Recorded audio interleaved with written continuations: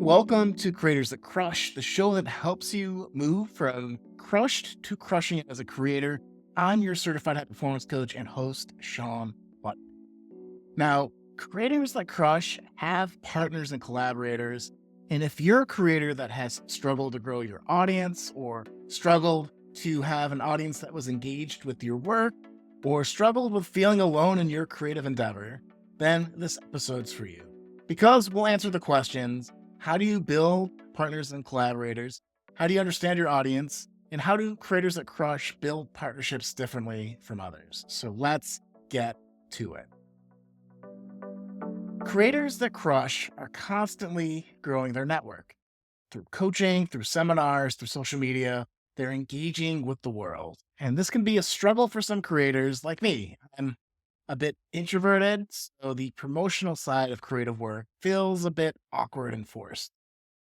Part of the reason I started a podcast to begin with was to have a project I could invite friends and people that I was interested in to work on with me, like an interview, as a way to network.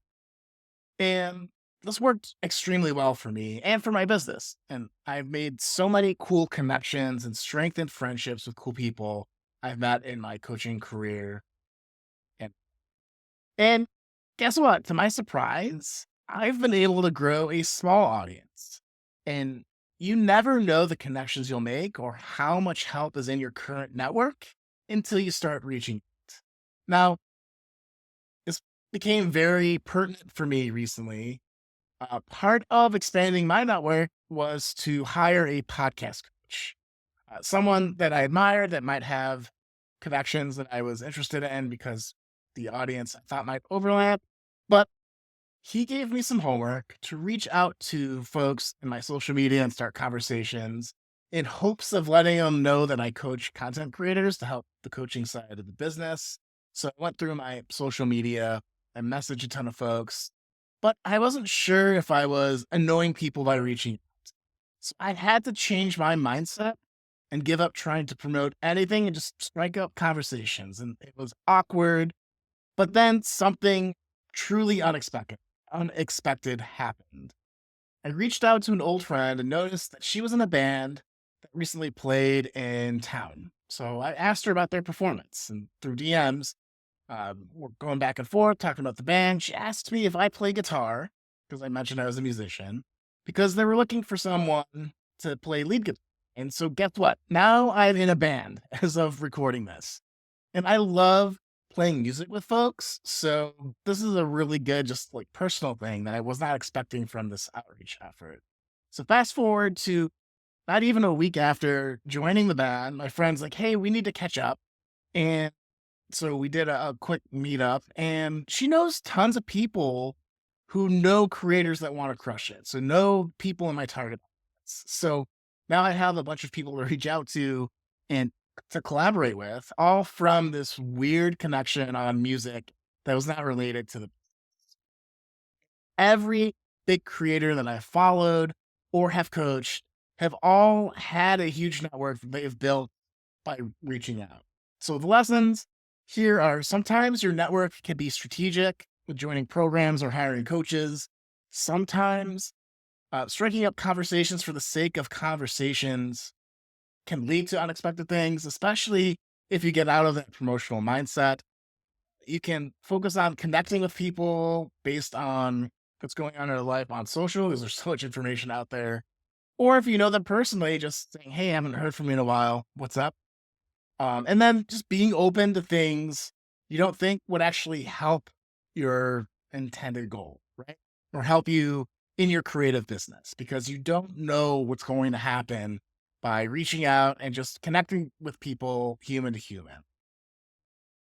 So that leads to the question: how do you find partners and collaborators that help you crush it as a creator? That's a mouthful.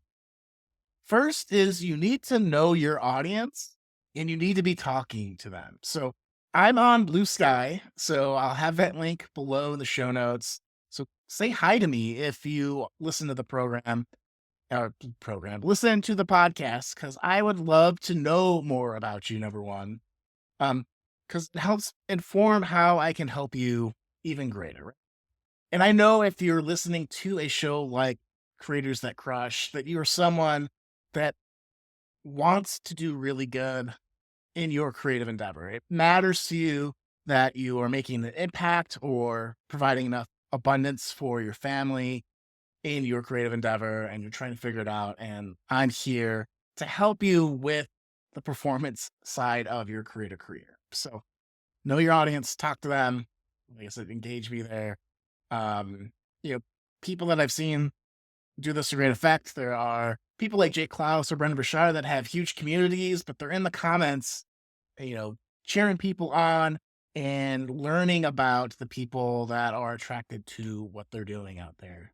And that leads to the second point, is to just be cool, right? If you are not super pushy, if you're genuinely invested in people, if you are genuinely trying to help people better their lives, they'll want to be around you, right? And we have a culture now, I think, where we should be fighting against as creators of being mean to each other as a way to gather attention and to score points. I don't like that behavior, and it's just not cool. Be cool. Be a cool guy or gal. And so, how can you be cool when you reach out to folks? Add value. And like I said before, too, you want to reach out and genuinely care about what's happening in their life. If you can help them in a particular way, make a connection or give them some perspective or something that you're doing, and just give it fully without any expectation of anything coming back, that's great. And also, if you study persuasion, you have to be trustworthy and have integrity. So, how do you build trust and integrity? You follow through on your commitments. You do things that are worthy of trust, you know? So you're not lying. All the basic things you're told growing up to be a decent human being is like, don't lie, respect people, appreciate people. Um, politeness can go a long way. I don't know how many times I've gone out to a restaurant with family or friends and just say please or thank you, or interacting with the waiter or waitress as a human being, like, gets you free stuff or like a free appetizer or something. Like, it's not done for that, but it's just basic politeness is lacking right now. And you can stand out as a cool person and as one that is worthy of trust and full of integrity by being polite, which is mind boggling, but it warms my Midwestern heart. So the other way to build trust and integrity is to communicate clearly. And in order to communicate clearly, you need to know your audience and you need to be able to speak to them. So that's essentially know your audience and talk to them. So engage with them wherever they are. Find communities and talk with them. Go on Blue Sky and say hi, DM them. Again, do that below. And so, really, like, the takeaways here are: build your network in the way that works for you. If that is cold outreach, if it's going to seminars, if it's starting a podcast so you have a collaboration tool to work with people and build something together, then do that. I think you'll be surprised how, those basic skills of taking a genuine interest in people, respecting people, trying to help them out, those 3 points will shift your career and your life in ways that you can't even imagine. Hey, if you loved this episode of Creators That Crushed, maybe you need some help with formulating how to reach out to people or to build your network, I would love to be part of that process. And we can network together on a creator strategy call I have linked below, where we'll go through your performance and analyze everything outside of what you do to create. So we'll take a look at your mindsets. Do you have imposter syndrome that is preventing you from fully committing to your creative endeavor? Well, take a look at perfectionism. Are you someone that is not releasing consistently because everything has to be absolutely perfect? And usually there we work with what you're afraid of. Are you afraid of failing? Are you afraid of being judged by your family or friends or the internet? And so we'll take a look at mindsets like that.